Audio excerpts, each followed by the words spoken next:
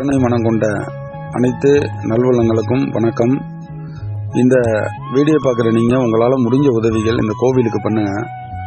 இந்த கோவில் எங்கே இருக்குன்னு பார்த்தீங்கன்னா மயிலாடுதுறை மாவட்டம் சீர்காழிலேருந்து 13 கிலோமீட்டர் தொலைவில் உள்ள வடரங்கம் அரசடி தெருவில் அருள்பாலிக்கக்கூடிய அருள்மிகு கருமாரியம்மன் ஆலயம்.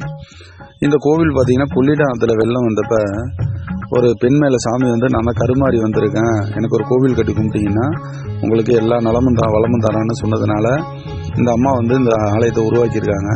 உருவாக்குனாங்களே தவிர அது கும்பாபிஷேகம் பண்ணுறது அவங்களுக்கு வழி தெரியல. அதனால் இந்த திருப்பணி இப்போ நம்ம கையில் எடுத்து திருப்பணியெல்லாம் முடிச்சிட்டோம்.